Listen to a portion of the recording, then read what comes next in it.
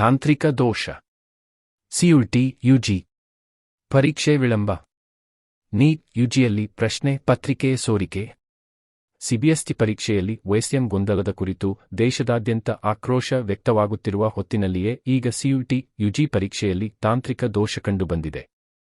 765 ಅಭ್ಯರ್ಥಿಗಳು ಸಿಯುಟಿ ಯುಜಿ ಪರೀಕ್ಷೆಯಲ್ಲೂ ವಂಚಿತರಾಗಿದ್ದಾರೆ. ವಿಶ್ವವಿದ್ಯಾಲಯಗಳಲ್ಲಿನ ಪದವಿ ಕೋರ್ಸ್ಗಳ ಪ್ರವೇಶಕ್ಕೆ ನಡೆಸಲಾಗುವ 2026ರ ಸಾಮಾನ್ಯ ಪ್ರವೇಶ ಪರೀಕ್ಷೆಯು ಸಿಯುಟಿ ಯುಜಿ ತಾಂತ್ರಿಕ ದೋಷಗಳ ಕಾರಣ ದೇಶದ ವಿವಿಧ ಭಾಗಗಳಲ್ಲಿ ಶನಿವಾರ ತಡವಾಗಿ ಆರಂಭವಾಯಿತು ಎಂದು ರಾಷ್ಟ್ರೀಯ ಪರೀಕ್ಷಾ ಏಜೆನ್ಸಿ ಹೇಳಿದೆ. ಬೆಳಿಗ್ಗೆ 9 ಗಂಟೆ ಮತ್ತು ಮಧ್ಯಾಹ್ನ 3 ಗಂಟೆಗೆ ಪರೀಕ್ಷೆಗಳು ಆರಂಭವಾಗಬೇಕಿದ್ದವು. ಆದರೆ 1 ರಿಂದ 2 ತಾಸು ತಡವಾಗಿ ಪರೀಕ್ಷೆ ಆರಂಭವಾಗಿವೆ. ವಿದ್ಯಾರ್ಥಿಗಳು ಮತ್ತು ಪೋಷಕರಿಗೆ ಆದ ಅನನುಕೂಲಕ್ಕಾಗಿ ವಿಷಾದವಿದೆ ಎಂದು ಎನ್ಟಿಎ ತನ್ನ ಹೇಳಿಕೆಯಲ್ಲಿ ತಿಳಿಸಿದೆ. ದೋಷಗಳನ್ನು ಸರಿಪಡಿಸಿ ಪರೀಕ್ಷೆ ನಡೆಸಲಾಗಿದೆ. ಪರೀಕ್ಷೆಗಳು ತಡವಾಗಿ ಆರಂಭವಾಗಿದ್ದರಿಂದ ವಿದ್ಯಾರ್ಥಿಗಳಿಗೆ ಹೆಚ್ಚಿನ ಸಮಯವನ್ನು ನೀಡಲಾಗಿದೆ. ಮಧ್ಯಾಹ್ನ 3 ಗಂಟೆಗೆ ನಡೆಯಬೇಕಿದ್ದ ಪರೀಕ್ಷೆಯು 4ಕ್ಕೆ ಆರಂಭವಾಯಿತು. ಬೆಳಗ್ಗೆ ನಡೆದ ಪರೀಕ್ಷೆಯಲ್ಲಿಯೂ ಪರೀಕ್ಷೆ ಬರೆಯಲು ಪೂರ್ಣ ಸಮಯ ನೀಡಲಾಯಿತು ಎಂದಿದೆ. 2025ರಿಂದ ಸಿಯುಟಿ ಯುಜಿ ಪರೀಕ್ಷೆಯನ್ನು ಆನ್ಲೈನ್ಗೊಳಿಸಲಾಗಿದೆ. ಪರೀಕ್ಷೆಯ ಎಲ್ಲ ತಾಂತ್ರಿಕ ವಿಚಾರಗಳ ಜವಾಬ್ದಾರಿಗಳನ್ನು ಟಿಸಿಎಸ್ ಕಂಪನಿಗೆ ವಹಿಸಲಾಗಿದೆ. ವಿದ್ಯಾರ್ಥಿಗಳನ್ನು 3-4 ತಾಸುಗಳವರೆಗೆ ಕಾಯುವಂತೆ ಮಾಡಲಾಗಿದೆ. ಪರೀಕ್ಷಾ ಕೇಂದ್ರದಲ್ಲಿ ಯಾರೂ ಏನನ್ನೂ ಸರಿಯಾಗಿ ಹೇಳುತ್ತಿಲ್ಲ, ಯಾವುದೇ ವ್ಯವಸ್ಥೆಗಳಿಲ್ಲ, ವಿದ್ಯಾರ್ಥಿಗಳು ಮತ್ತು ಪೋಷಕರು ವಿಪರೀತ ಸೆಕೆಯಲ್ಲಿ ಬಳಲುತ್ತಿದ್ದಾರೆ. ರಾಷ್ಟ್ರೀಯ ಮಟ್ಟದ ಪರೀಕ್ಷೆಯೊಂದರ ಸಂಬಂಧ ಈ ರೀತಿ ನಡೆಯುವುದು ಸರಿಯಲ್ಲ ಎಂದು ಎಕ್ಸ್ನಲ್ಲಿ ದೆಹಲಿಯ ಪೋಷಕರೊಬ್ಬರು ಬರೆದುಕೊಂಡಿದ್ದಾರೆ. ತಡವಾಗಿ ಪರೀಕ್ಷೆಗಳು ಆರಂಭವಾದ ಬಳಿಕ ಹಲವು ಅಭ್ಯರ್ಥಿಗಳು 95% ಪರೀಕ್ಷೆ ಬರೆದಿದ್ದಾರೆ. 3765 ಅಭ್ಯರ್ಥಿಗಳು ಪರೀಕ್ಷಾ ಕೇಂದ್ರದಲ್ಲಿ ಹಾಜರಿದ್ದರು, ಬಯೋಮೆಟ್ರಿಕ್ ನೋಂದಣಿಯನ್ನು ಮಾಡಿಸಿಕೊಂಡಿದ್ದರು. ಆದರೆ ಪರೀಕ್ಷೆ ತಡವಾಗಿ ಆರಂಭವಾಗಿದ್ದರಿಂದ ಪರೀಕ್ಷೆ ಬರೆಯದೇ ಹೊರಹೋದರು. ಇದನ್ನು ನಾವು ಅರ್ಥ ಮಾಡಿಕೊಳ್ಳುತ್ತೇವೆ. ಇವರಿಗಾಗಿಯೇ ಮತ್ತೊಮ್ಮೆ ಪರೀಕ್ಷೆ ನಡೆಸಲಾಗುವುದು.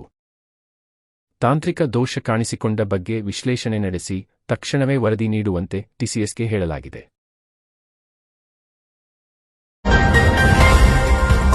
ಪಶ್ಚಿಮ ಬಂಗಾಳ ಟಿಎಂಸಿ ನಾಯಕ ಅಭಿಷೇಕ್ ಬ್ಯಾನರ್ಜಿ ಮೇಲೆ ಹಲ್ಲೆ. ತೃಣಮೂಲ ಕಾಂಗ್ರೆಸ್ ಪಕ್ಷದ ಪ್ರಧಾನ ಕಾರ್ಯದರ್ಶಿ ಸಂಸದ ಅಭಿಷೇಕ್ ಬ್ಯಾನರ್ಜಿ ಮೇಲೆ ಶನಿವಾರ ಹಲ್ಲೆ ನಡೆಸಲಾಗಿದೆ.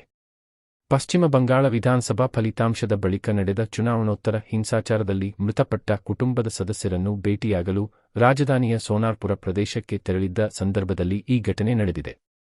ಅಭಿಷೇಕ್ ಅವರು ಸ್ಥಳಕ್ಕೆ ಬರುತ್ತಿದ್ದಂತೆಯೇ ಸುತ್ತುವರಿದ ಅಪರಿಚಿತ ವ್ಯಕ್ತಿಗಳು ಶೂ, ಮೊಟ್ಟೆ ಹಾಗೂ ಕಲ್ಲು ತೂರಾಟ ನಡೆಸಿದರು.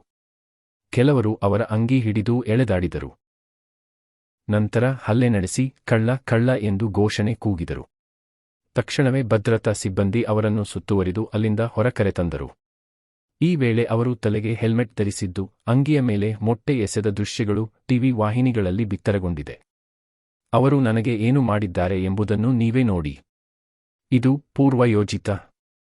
ಸ್ಥಳದಲ್ಲಿ ಯಾವುದೇ ಪೊಲೀಸರು ಇರಲಿಲ್ಲ, ಅವರು ನನ್ನನ್ನು ಹತ್ಯೆ ಮಾಡಲು ನಿರ್ಧರಿಸಿದ್ದರು. ಸಂತ್ರಸ್ತರ ಕುಟುಂಬಸ್ಥರಿಗೆ ಪೊಲೀಸ್ ರಕ್ಷಣೆ ಒದಗಿಸುವ ತನಕ ನಾನು ಈ ಜಾಗ ಬಿಟ್ಟು ಕದಲುವುದಿಲ್ಲ ಎಂದು ಅಭಿಷೇಕ್ ತಿಳಿಸಿದರು. ಅಭಿಷೇಕ್ ಭೇಟಿ ಮಾಡಲು ತೆರಳಿದ ಕುಟುಂಬದ ಸದಸ್ಯರ ಮನೆ ಹೊರಗೆ ಸ್ಥಳೀಯ ಮಹಿಳೆಯರು ಪೊರಕೆ, ಬಡಿಗೆ, ಮೊಟ್ಟೆ ಹಿಡಿದು ನಿಂತಿದ್ದರು. ಯಾವ ಕಾರಣಕ್ಕಾಗಿ ಇಲ್ಲಿಗೆ ಅವರು ಭೇಟಿ ನೀಡುತ್ತಿದ್ದಾರೆ ಎಂದು ಪ್ರಶ್ನಿಸಿ ಘೋಷಣೆಗಳನ್ನು ಕೂಗಿದರು.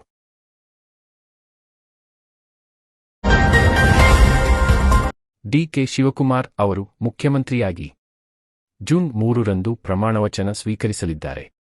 ಲೋಕಭವನದ ಗಾಜಿನ ಮನೆಯಲ್ಲಿ ನಡೆಯುವ ಸರಳ ಸಮಾರಂಭದಲ್ಲಿ ಬುಧವಾರ ಸಂಜೆ 5:15 ಗೋಧೂಳಿ ಶುಭಲಗ್ನದಲ್ಲಿ ಡಿಕೆ ಶಿವಕುಮಾರ್ ಪ್ರಮಾಣ ಸ್ವೀಕರಿಸಲಿದ್ದಾರೆ ಎಂದು ಶನಿವಾರ ಪತ್ರಿಕಾಗೋಷ್ಠಿಯಲ್ಲಿ ಕೆಪಿಸಿಸಿ ಕಾರ್ಯಾಧ್ಯಕ್ಷ ಜಿಸಿ ಚಂದ್ರಶೇಖರ್ ತಿಳಿಸಿದ್ದಾರೆ.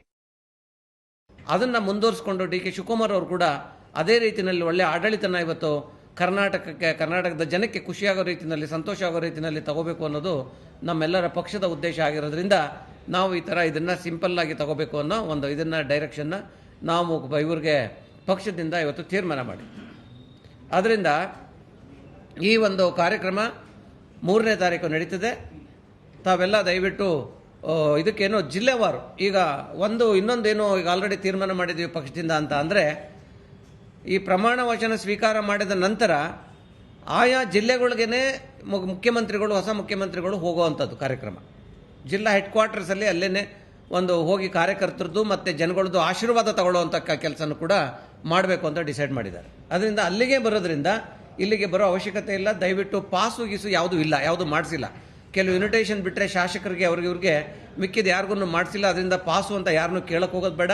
ಹಾಗೆ ಅಲ್ಲಿ ಬಂದು ಯಾವುದೇ ರೀತಿಯಲ್ಲಿ ನ್ಯೂಸೆನ್ಸ್ ಕ್ರಿಯೇಟ್ ಆಗದ ರೀತಿಯಲ್ಲಿ ನಡ್ಕೊಂಡ್ರೆ ಅದು ಒಂದು ಕಾಂಗ್ರೆಸ್ ಪಕ್ಷಕ್ಕೆ ನೀವು ಒಂದು ಒಳ್ಳೆಯ ಮೆಸೇಜನ್ನು ಕಾಂಗ್ರೆಸ್ ಪಕ್ಷದ ಹತ್ರ ಕಳಿಸ್ತಂಥ ಒಂದು ಕೀರ್ತಿ ನಿಮಗೆ ಸಿಗುತ್ತೆ.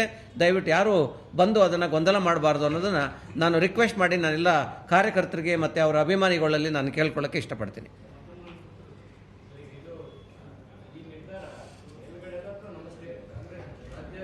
ನಮ್ಮ ರಾಜ್ಯದ ಪಕ್ಷದ ನಿರ್ಧಾರ ಇದು, KPCC ನಿರ್ಧಾರ. ಸೊ ಅದನ್ನು ಇವ್ರಿಗೆ ಕೇಳಿದ್ವಿ. ಅದಕ್ಕೆ ಅಧ್ಯಕ್ಷರು ಕೂಡ ಬಹಳ ಮುಕ್ತವಾಗಿ ಒಪ್ಕೊಂಡ್ರು. ಇದು ಬಹಳ ಒಳ್ಳೆಯ ಸಲಹೆ. ಅದರ ಪ್ರಕಾರ ನಾನೊಬ್ಬ KPCC ಅಧ್ಯಕ್ಷನಾಗಿ ಅದನ್ನು ನಾನು ಪಾಲಿಸ್ತೀನಿ ಅಂತ ಕೂಡ ಅವರು ಹೇಳಿ ಅದನ್ನು ಆಲ್ರೆಡಿ ತೀರ್ಮಾನವೂ ಆಗೋಯ್ತು. ಚೆನ್ನಾಗಿದೆಯಲ್ಲ ಇದು ನಿರ್ಧಾರ. ಜನಸಾಮಾನ್ಯರಿಗೆ ತೊಂದರೆ ಆಗದೇನೆ ಪೆಟ್ರೋಲ್ ರೇಟು ಜಾಸ್ತಿ ಆಗಿದೆ, ಅವ್ರಿಗೆಲ್ಲ ಗೊಂದಲಗಳು, ಅಷ್ಟೆಲ್ಲ ರೇಟ್ನೆಲ್ಲ ಇದೆಲ್ಲ ಹಾಕಿಸ್ಕೊಂಡು ಪೆಟ್ರೋಲು ಡೀಸೆಲು ಮಿತವೇ ಈಗಲಿಂದನೇ ಪ್ರಾರಂಭ ಮಾಡಬೇಕು ಅನ್ನೋದನ್ನು ನಾವು ಪ್ರಾರಂಭ ಮಾಡಿ.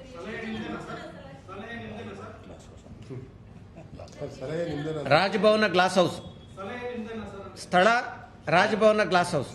ಶನಿವಾರ ಕಾಂಗ್ರೆಸ್ ಶಾಸಕಾಂಗ ಪಕ್ಷದ ನೂತನ ನಾಯಕ ಡಿಕೆ ಶಿವಕುಮಾರ್ ಅವರು ರಾಜ್ಯಪಾಲ ತಾವರ್ಚಂದ್ ಗೆಹ್ಲೋಟ್ ಅವರನ್ನು ಭೇಟಿ ಮಾಡಿ ರಾಜ್ಯದಲ್ಲಿ ಹೊಸ ಸರ್ಕಾರ ರಚಿಸಲು ಹಕ್ಕು ಮಂಡಿಸಿದರು.